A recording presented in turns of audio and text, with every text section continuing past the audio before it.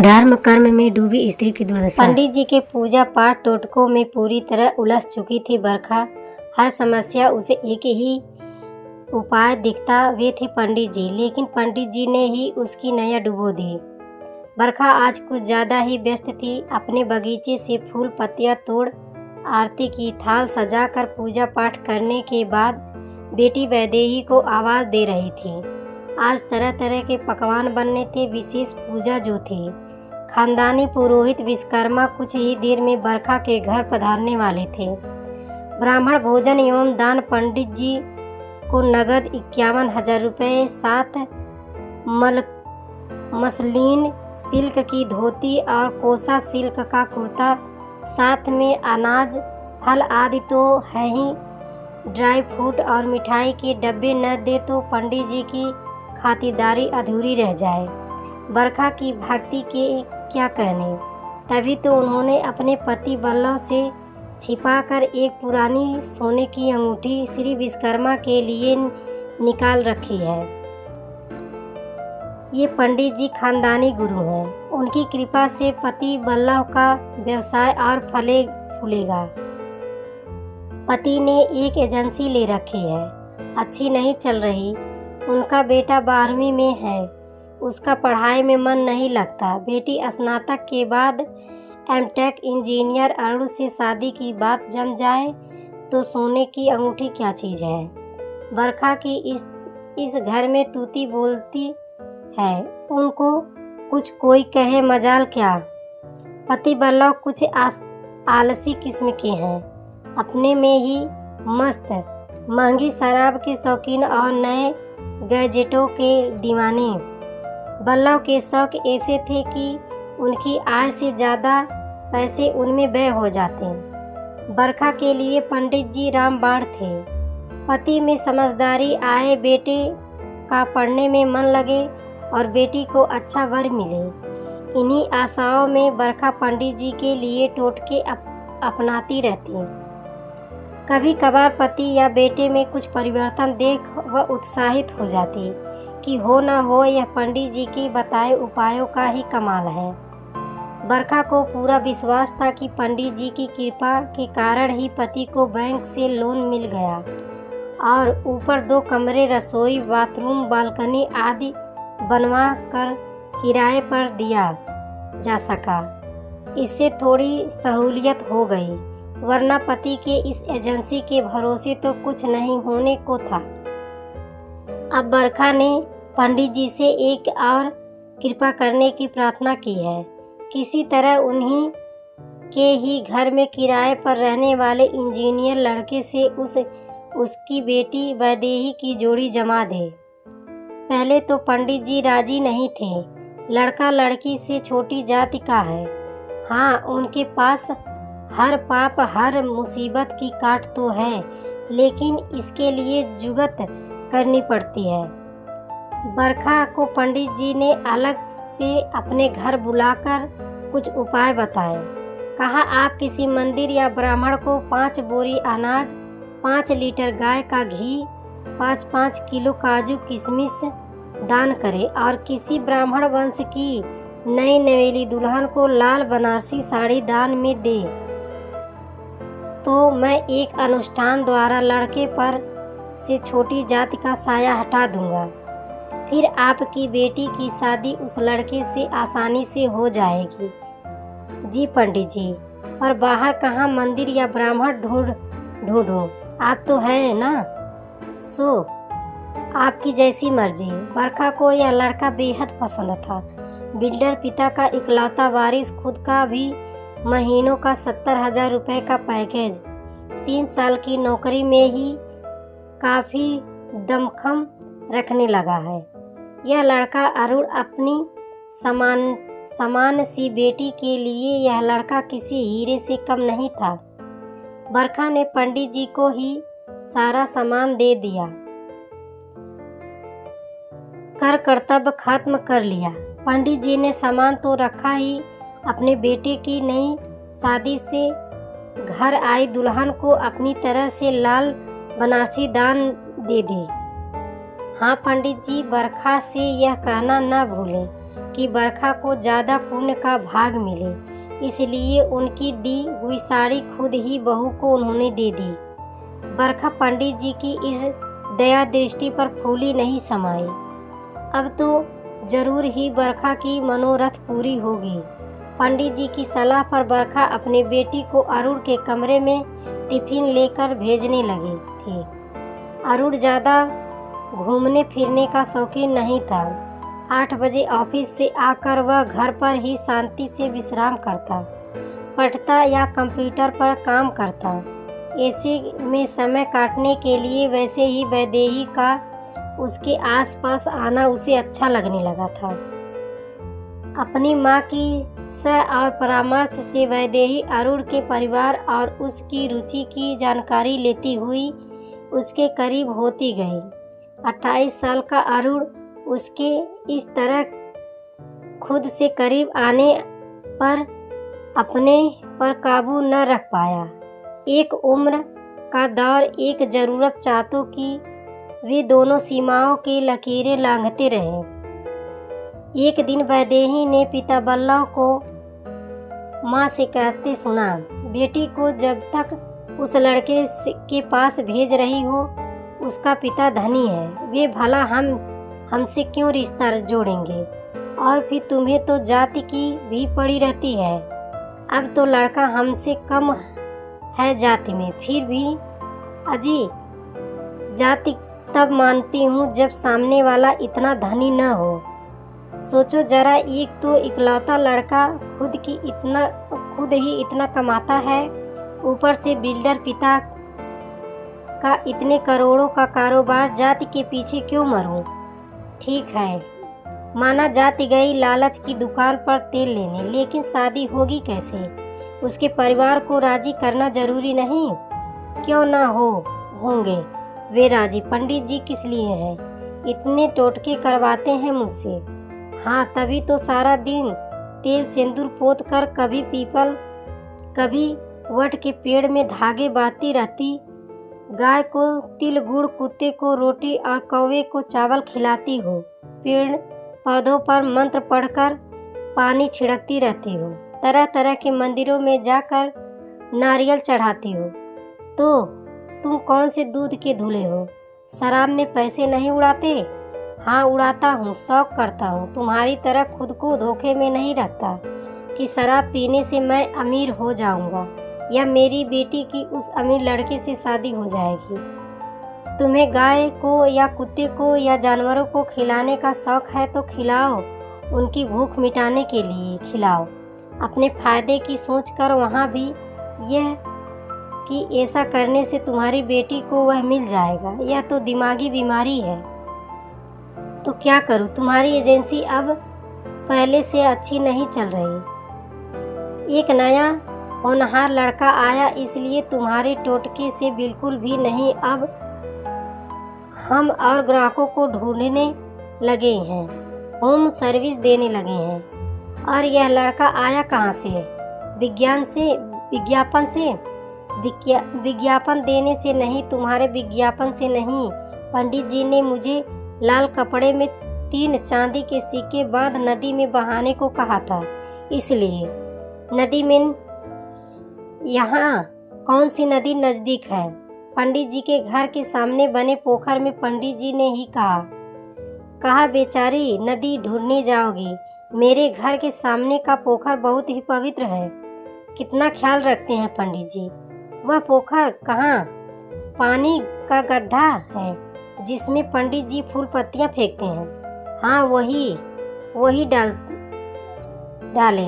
मैंने चांदी के सिक्के, समझ, मेरी जमा पूंजी खाली करके मुझे धनी बनाने में लगी हो। रोना लिखा है आगे। रोए मेरे दुश्मन। वैदेही अब तक चुपचाप सब सुन रही थी। माँ के इस पुख्ता विश्वास ने बेटी को बड़ा मनोबल दिया। वह भी टोटकों के सहारे अपने ऊंचे सपनों को पूरा कर लेने का नया सपना संजोने लगी। वैदेही नाम के खिलौने से खेलते अरुण के दिन अच्छे से ही कट रहे थे। साल बीत कर दूसरा साल लगा तो एक दिन अचानक वैदेही की तबीयत बिगड़ी। जांच से खबर लगी कि वैदेही प्रेग्नेंट है। बरखा पहले तो घबराई, लेकिन बाद में उसे एक नई राह मिल गई। सोचा बेटी के अबॉर्शन को रोककर लड़के के घरवाले पर शादी के लिए दबाव बनाया जाए। बेटे को फांसता देख उनके पैसे की अकड़ काम नहीं आएगी और लड़की की इज्जत से खेलने की कीमत शादी करके चुकानी पड़ेगी।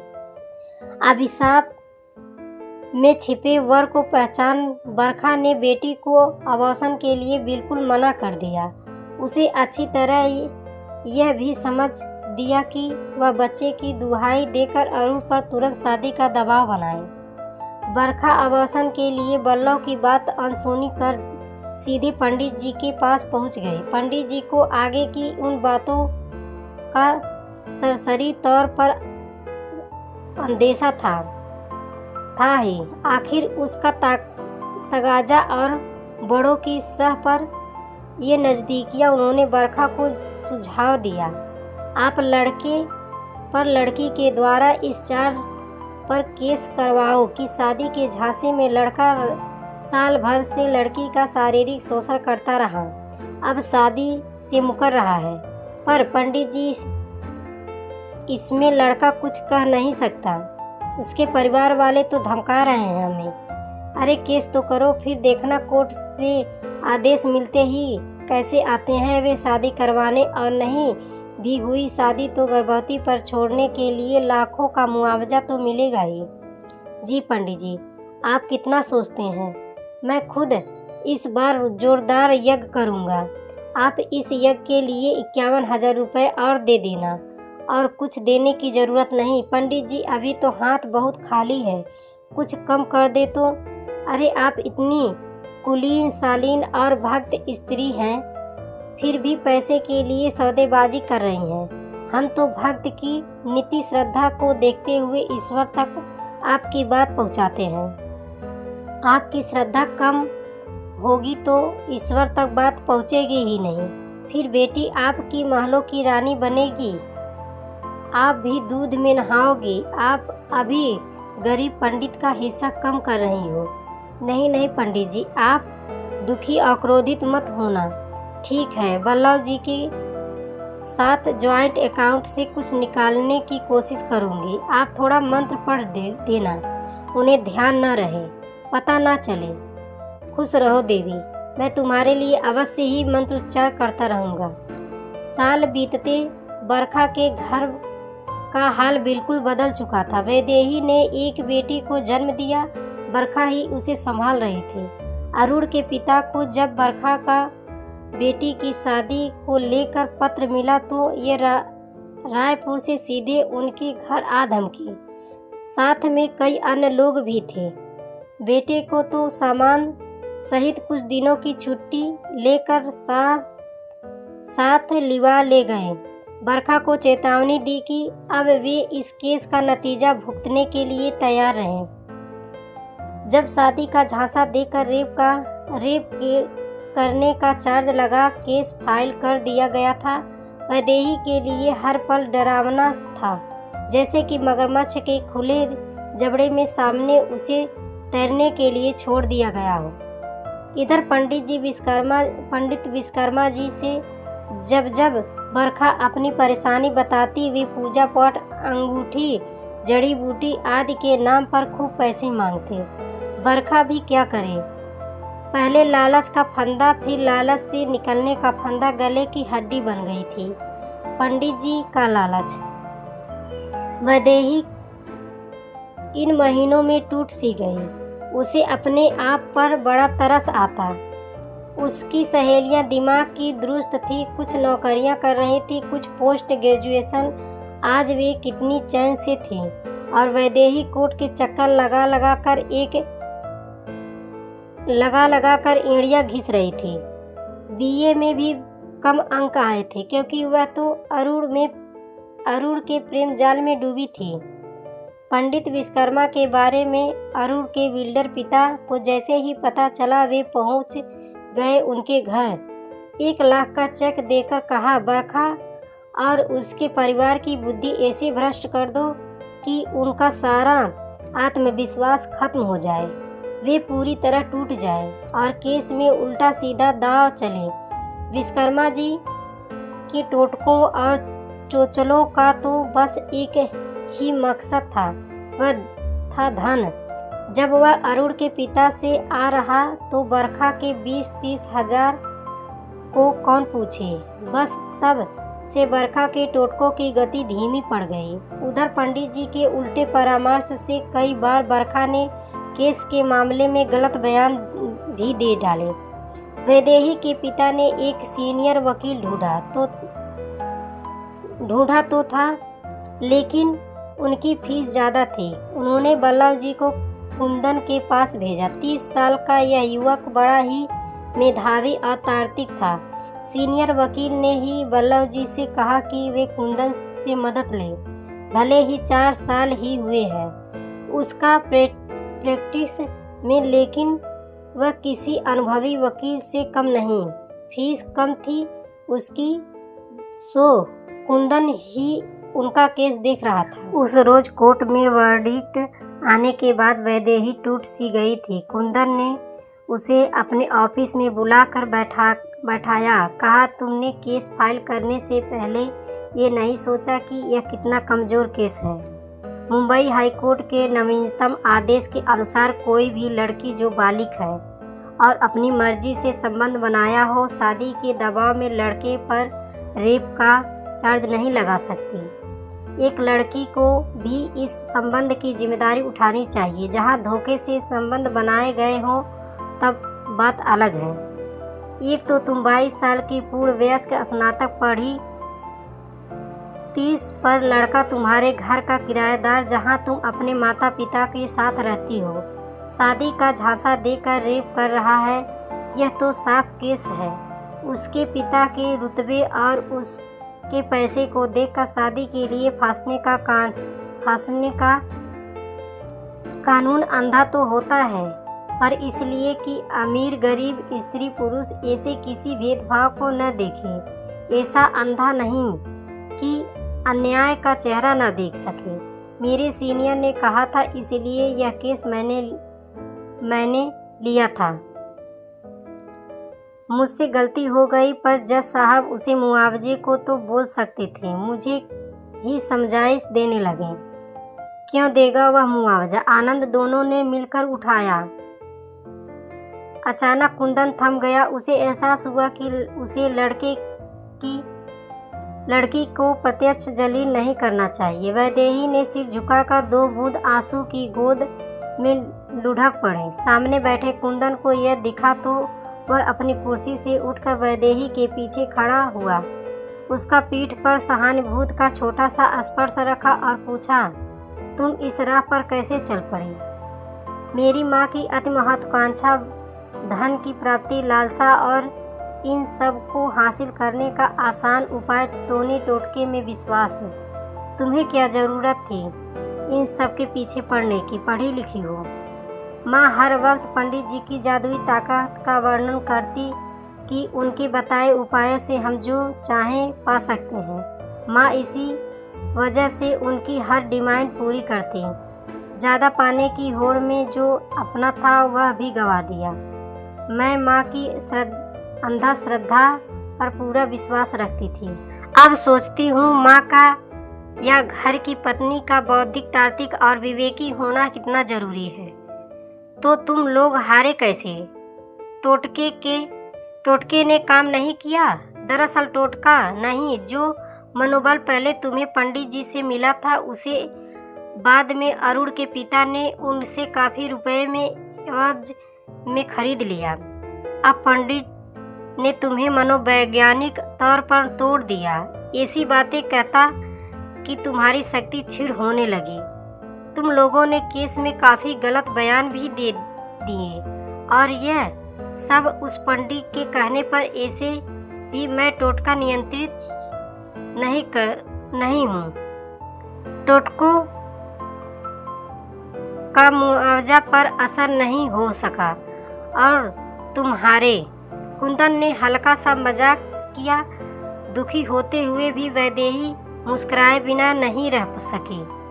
कुंदन ने कुछ समझाने के अंदाज में कहना जारी रखा, दरअसल वैदेही जिस घर की जड़ में अंधविश्वास फैला है, वहाँ लालच, भय, बदला जैसे नकारात्मक शत्रु पैदा हो ही जाते हैं। ऐसे में बच्चों की सही परवरिश तो क्या, परिवार की जड़ें ही खोखली हो जाती हैं। ये अंधी आस्थाएं कमज़ोर दिलों में अमर बेल की तरह फैलती जाती हैं। ऐसे में उस व्यक्ति या परिवार का समूल नाश होना तय है। यह रोमांचक स्टोरी आपको कैसी लगी नीचे कमेंट में ज़रूर बताएं। स्टोरी पसंद आई हो तो लाइक, शेयर एंड सब्सक्राइब करें।